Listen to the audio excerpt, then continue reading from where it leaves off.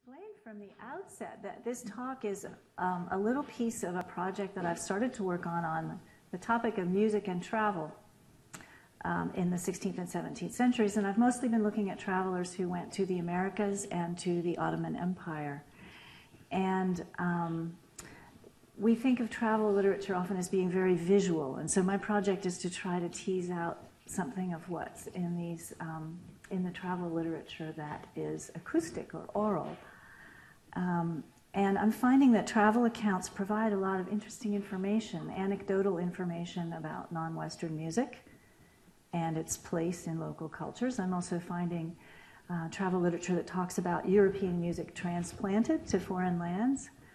The narratives offer insights into what music meant to Europeans and what it sounded like to them.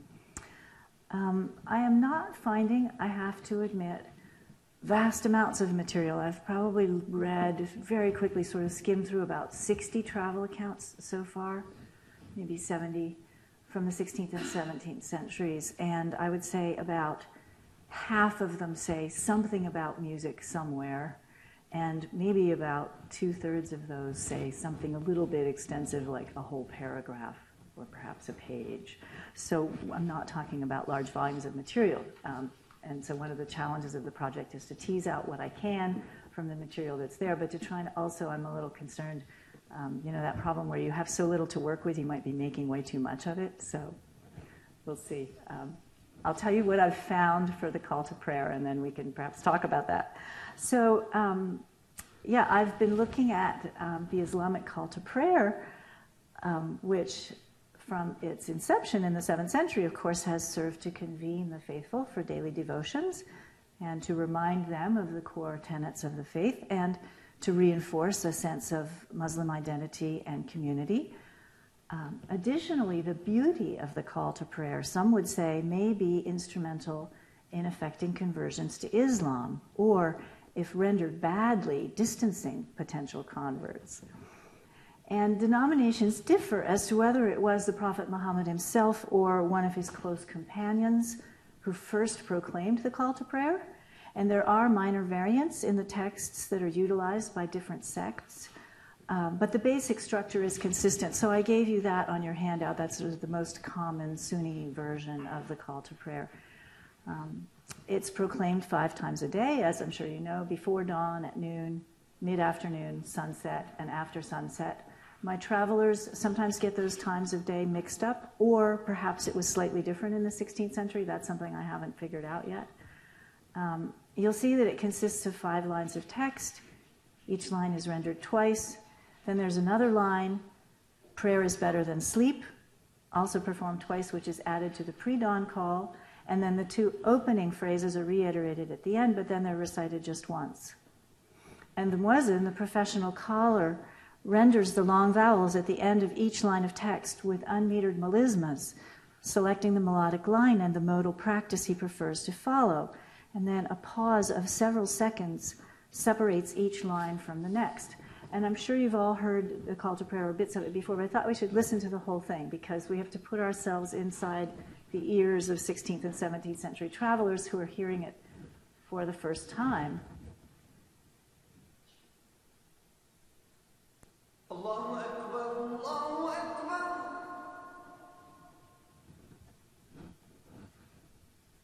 Allahu Akbar,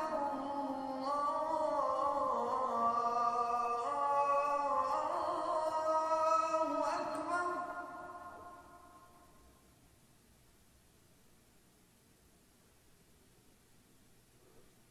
Ashhadu an la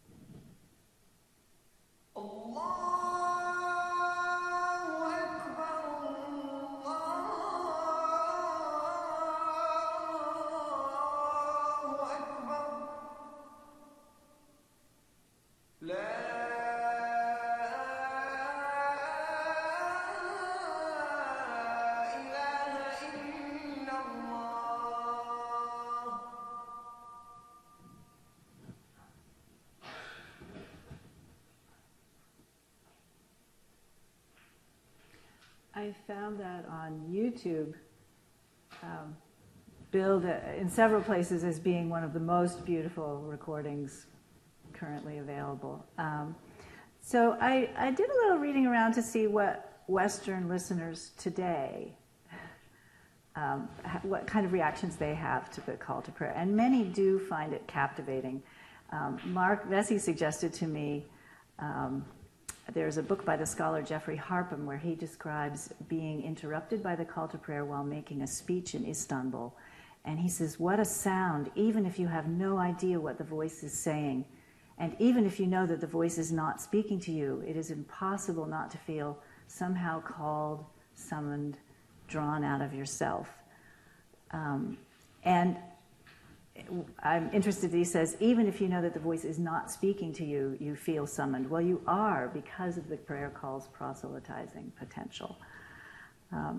I found an interesting blog post from a student, an American student in Istanbul, who writes that at any moment you can be walking in some parts of the city and hear 4 or 5 callers going off all at once, just slightly offset from one another, almost as though the city itself is singing right on cue.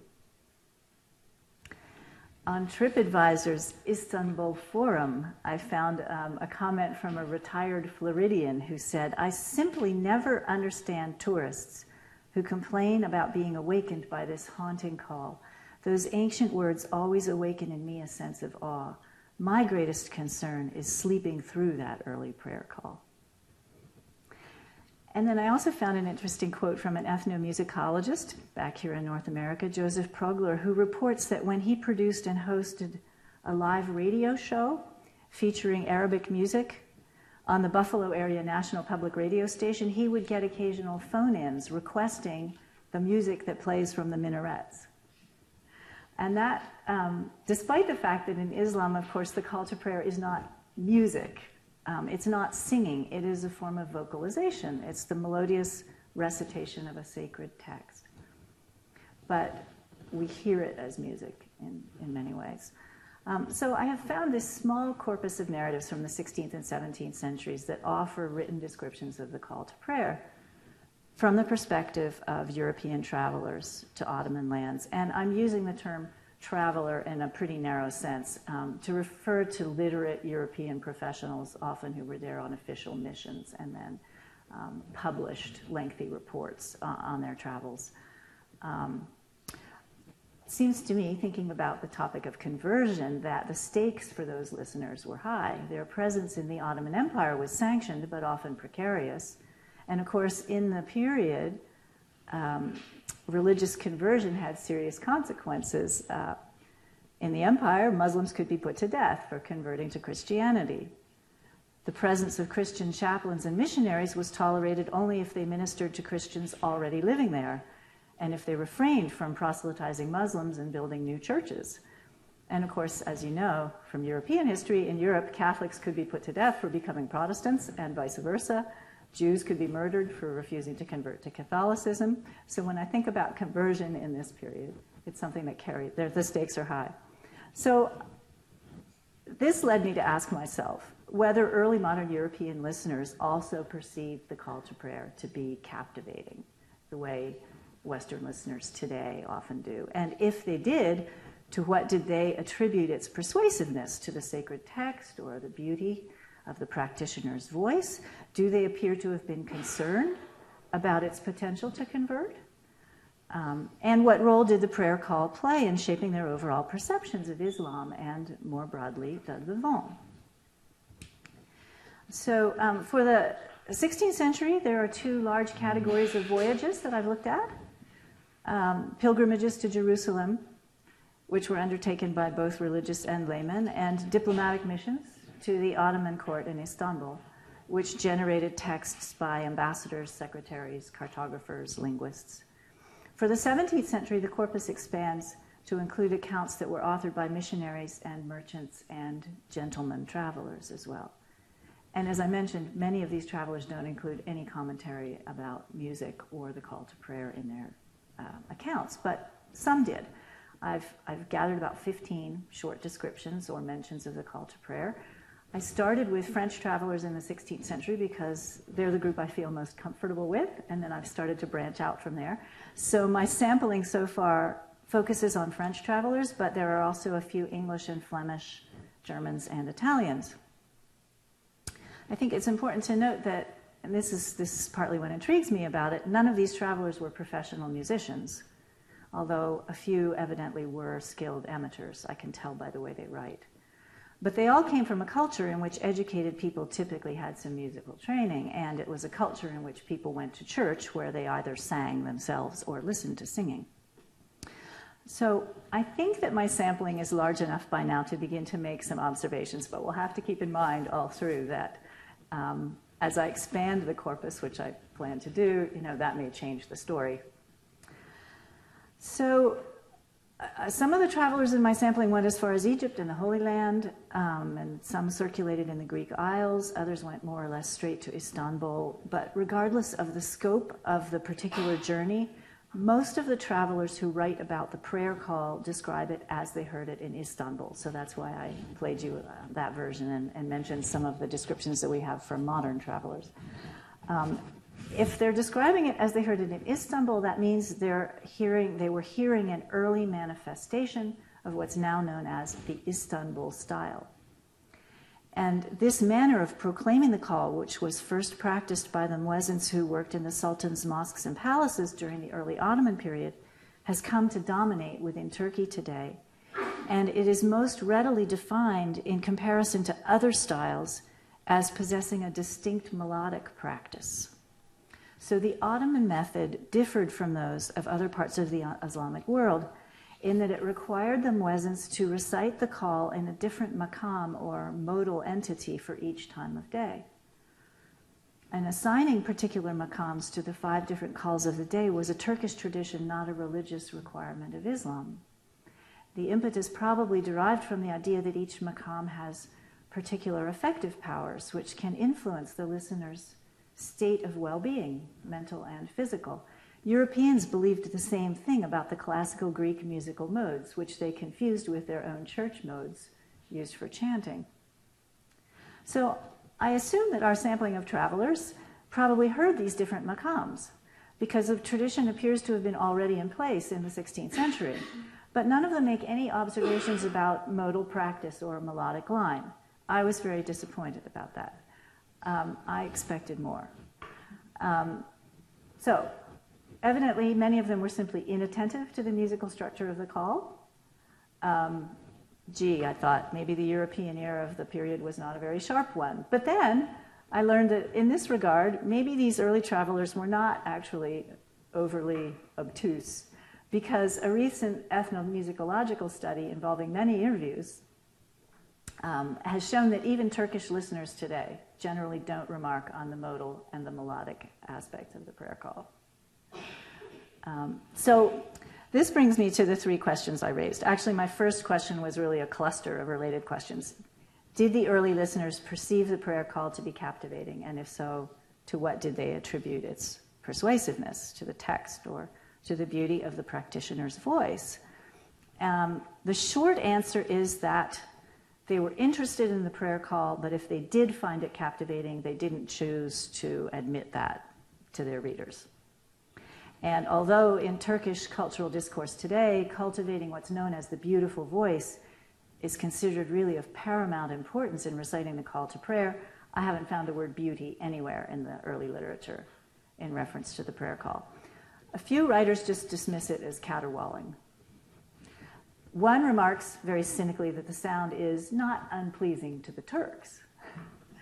I've found a few that express a kind of moderate appreciation, describing the muezzin's cries as full and strong and shrill but not unpleasing, especially when heard from afar. One writes that the muezzins sing melodiously.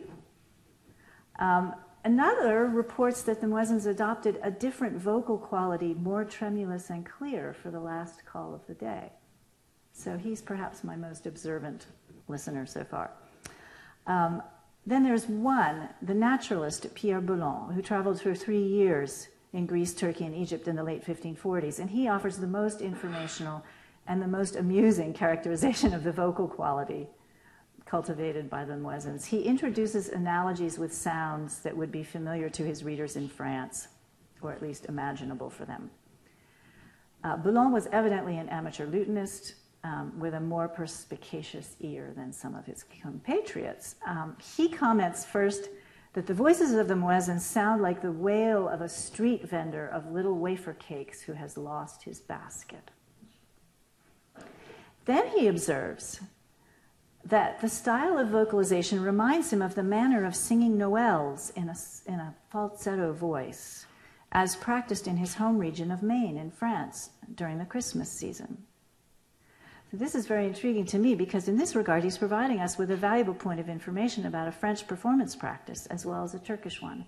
And I've been asking my musicologist friends and nobody knows about this thing about singing Noels in a falsetto voice. One scholar has commented that Boulon here is really symbolically dispossessing the muezzin's voice of its prestige and its Islamic specificity and even its virility. Because first, Boulon reduces it to something farcical, the street vendor's wail, and then he elides it with a Christian practice, this manner of singing Noels, and then he feminizes the muezzins by noting that they sing in a falsetto voice. And while I agree with that scholar, I think there is mockery in Boulon's text and an intent to amuse his readers, but I think it's also important to remember that the idea of singing in a falsetto voice probably did not carry in the middle of the 16th century the negative connotations that it later acquired. That's something we need to keep in mind. At that time, the othering of soprano falsettists, and especially castrati, as being sort of inferior substitutes for the real thing, for the female voice, that sort of pejorative connotation just didn't obtain yet. It's not until the late 17th century that we begin to find dictionary definitions that characterize falsetto singing as being unnatural and even disagreeable. So I think we have to nuance our reading of these kinds of 16th century texts. It may be that what most caught Boulon's attention was not the muezzin's adoption of the falsetto voice per se, but perhaps the fact that they were using it for a public authoritative purpose, which was different from the purposes to which it would have been put in European culture, where it would have been confined to small elite settings. There is general agreement among observers and practitioners today that Turkish callers use a higher vocal register than do Arabic callers. If that's true, then Boulon's report suggests that this might have already been the case in the 16th century. I have found that the European listeners were interested in the text of the prayer call. One mentions that the muezzins, quote, cry out certain words by which they exhort men to serve God. Some of the writers actually transcribe a few lines of the prayer call and translate them for their readers. Intriguingly, Guillaume Postel, who was a linguist and a contemporary of Boulon, appears not to have realized that the text was fixed. He quotes a few lines, but then he states that the practitioner also utters other diverse phrases at his pleasure.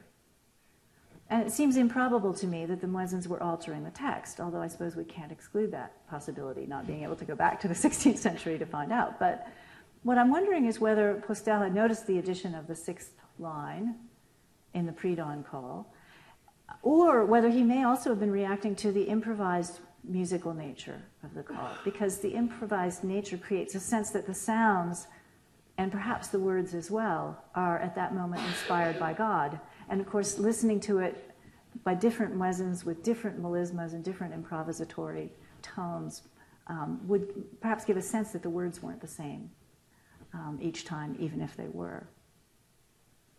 Some of the travelers do mention that the language of the prayer call and of Quranic recitation as well is Arabic. And that was something I'd wondered about, whether they realized when they were in Turkey that this was not being sung in the Turkish language. And they did. A number of them did. Thomas Smith, who was a chaplain to the English ambassador in Istanbul in the later 17th century, raised the question of whether it was a problem for the Ottoman Turks that their devotions were rendered in Arabic. And Smith noted that because of the daily use of prayers, these were easily understood by the people anyway. And he also noted that the frequent mixture of Arabic words in the Turkish language helped in this.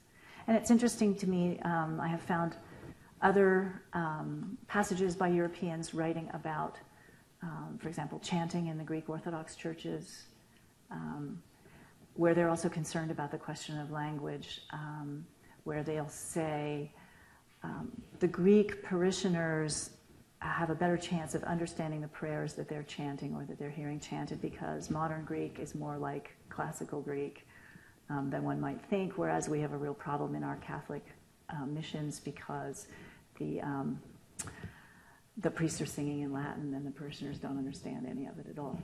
So this comes up, this sort of question of the language is used for vocalization of scripture all through this literature. What astonished the European listeners more than anything else was the volume achieved by the muezzins.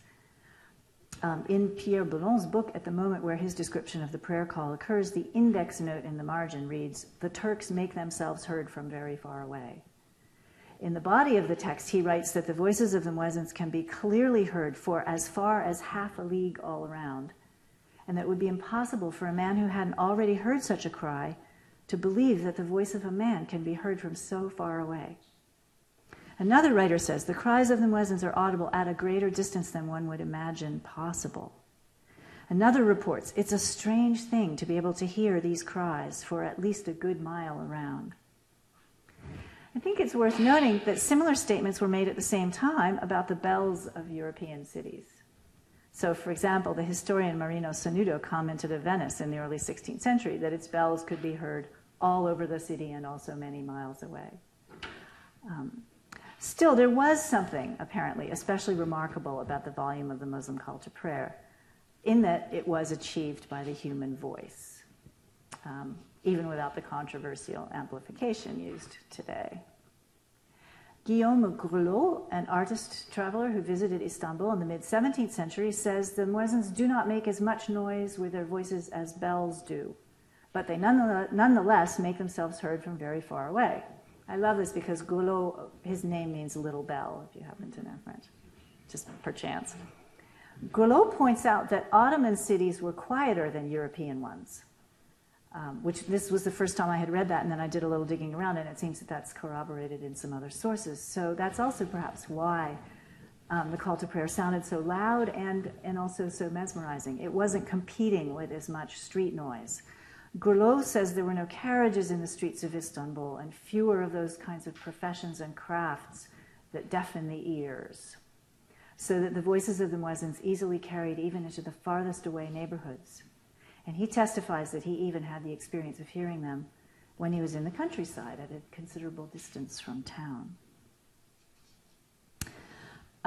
Grelot and the little bell brings to mind another point I wanted to make, which is that the call to prayer also stood out because it replaced something that Europeans were accustomed to hearing, which was bells and sounding clocks. And although bells are said to have voices, and we actually even personify them and give them names, in fact, they are percussion vessels. They are signaling devices, and they operate mechanically.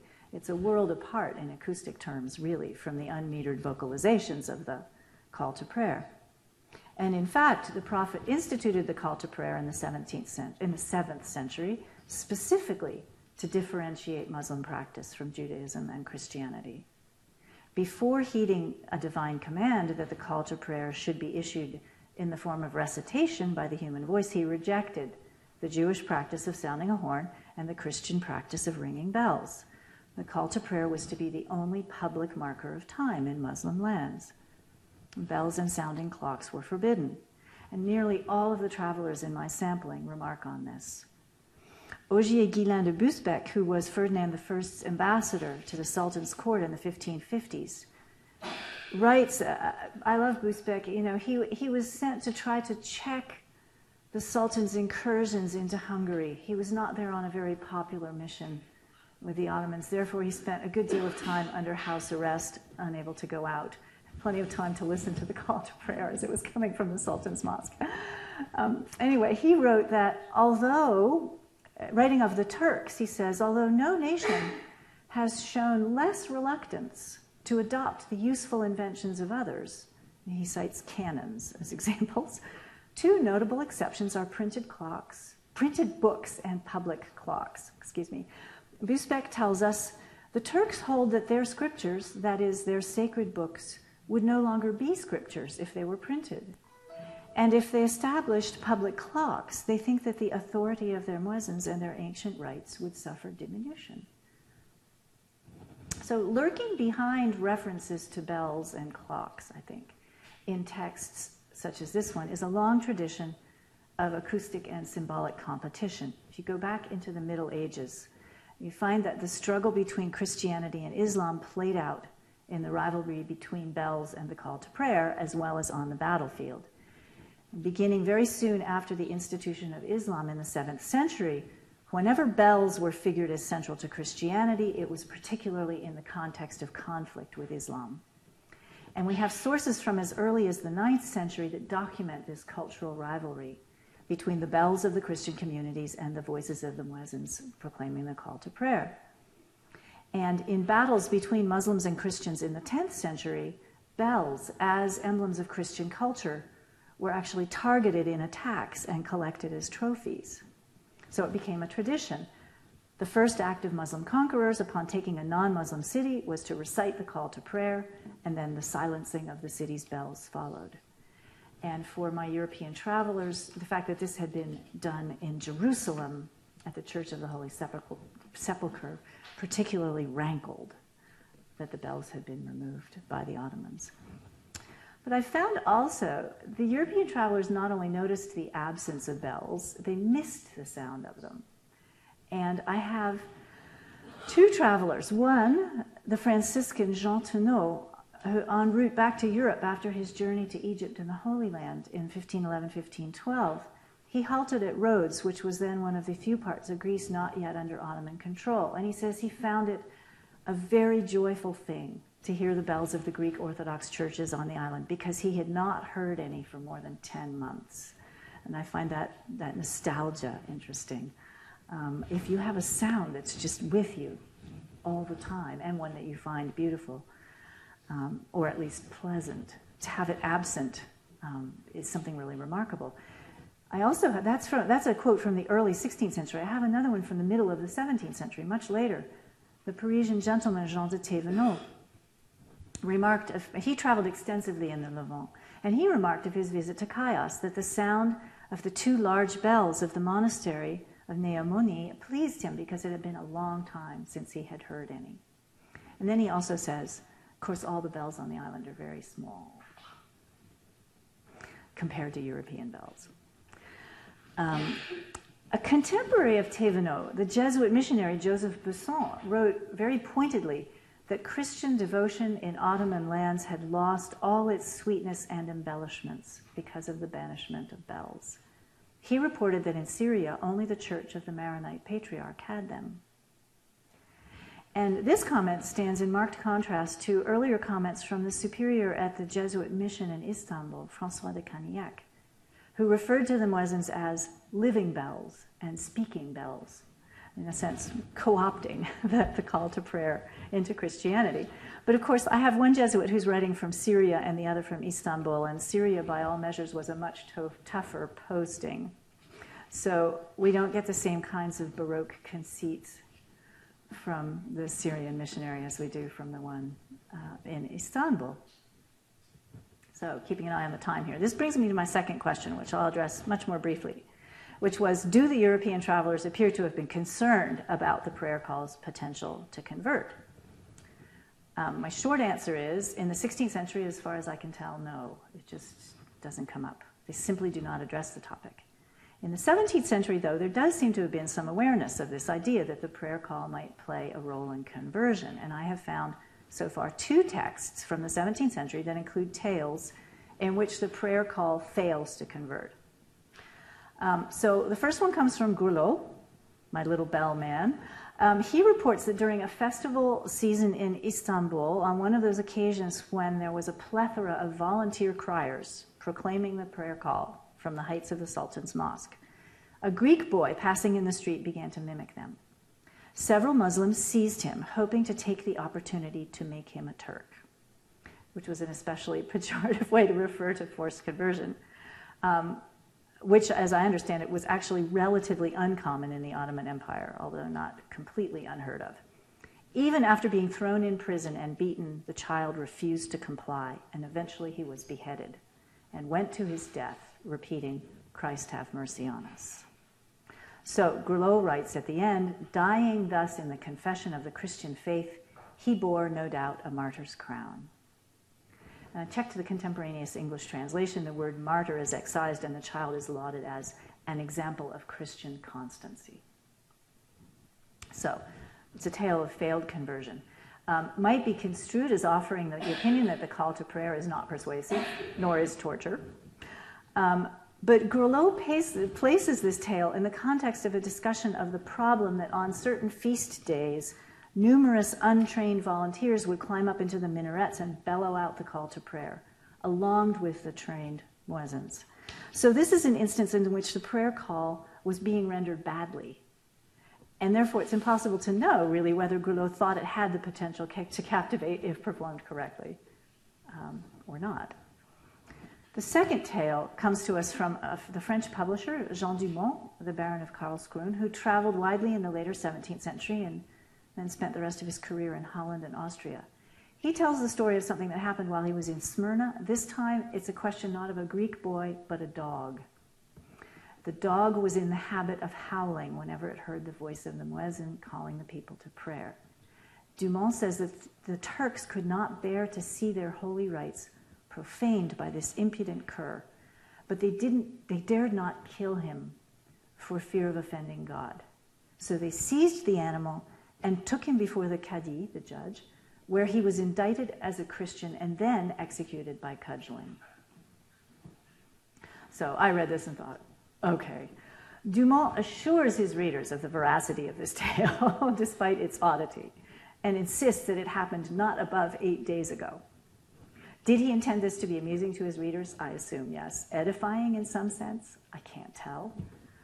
It would be helpful, perhaps, if I can find more of this kind of storytelling to be able to evaluate the implications. I only have those two stories so far.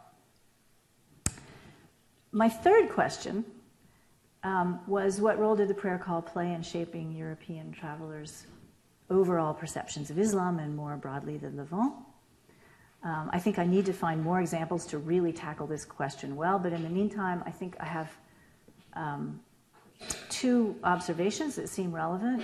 Most often, the descriptions of the call to prayer turn up in the context of descriptions of mosque architecture.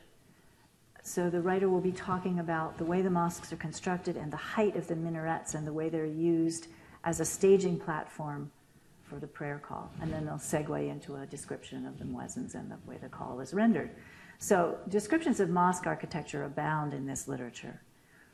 So I think it's intriguing. The occasional insertion of a description of the call to prayer kind of enriches the sensorial input that the readers would have obtained from reading the narrative.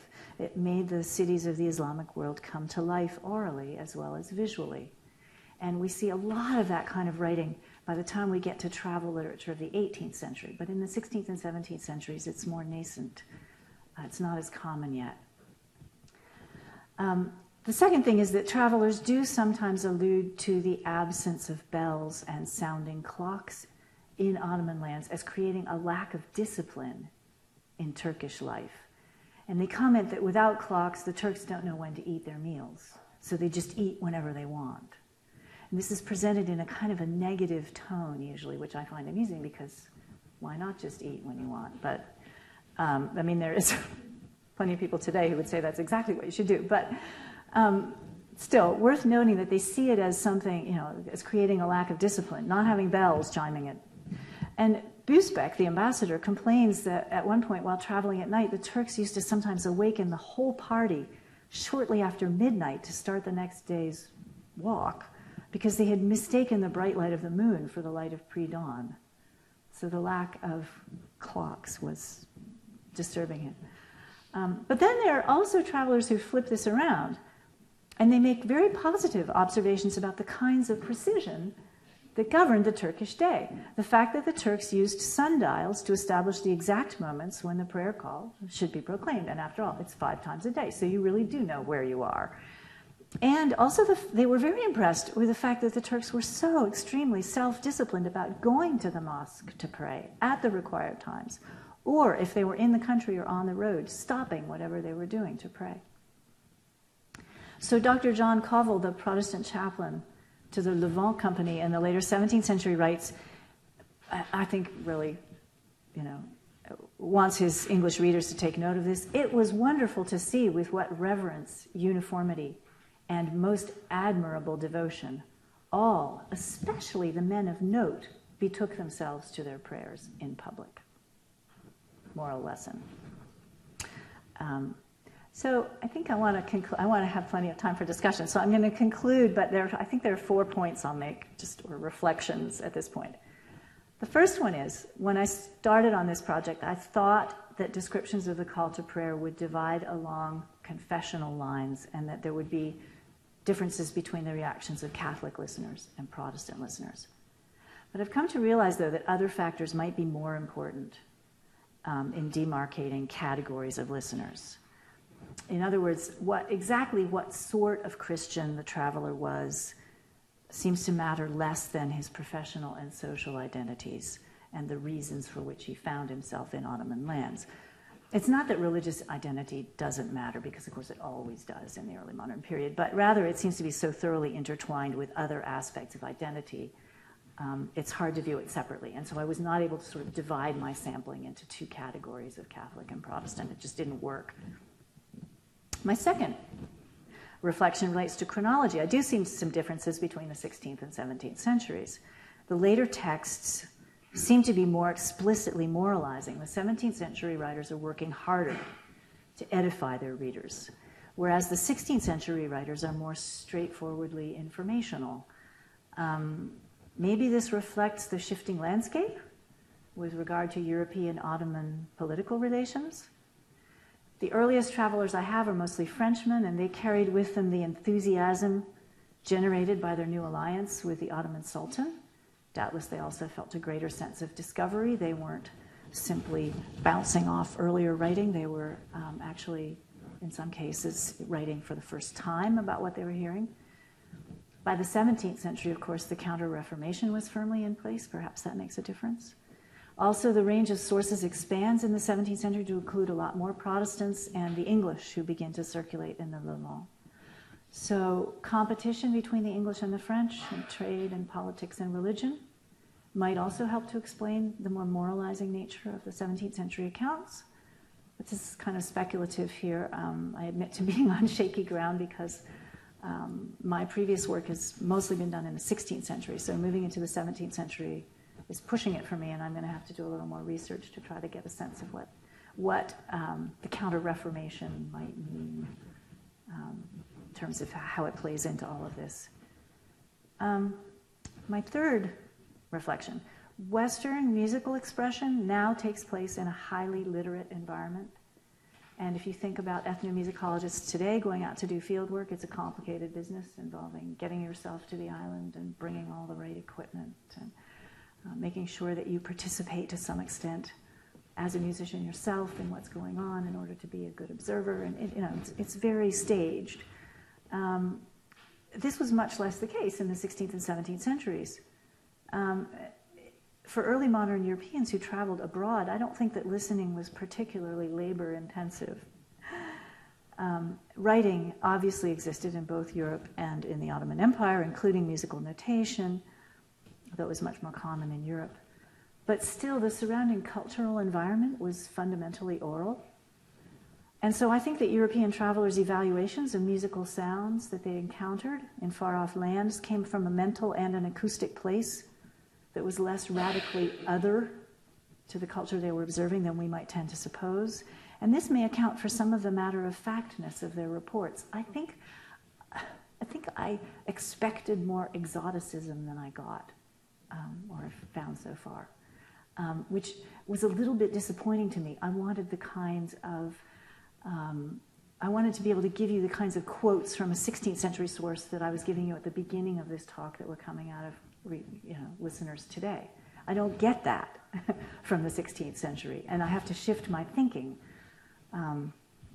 because I think it tells us something about the ear at that time. So, a final reflection.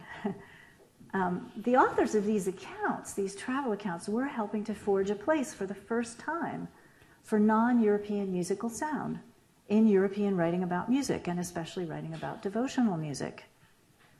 And I think that their incipient attention to new and exotic practices, such as the call to prayer, should be factored into our account of the history of European musical thought and the history of the cultural formation of the European ear. Each traveler listened with his own individual ear, or ears, but their commentaries taken as a whole do express some commonalities of the period ear.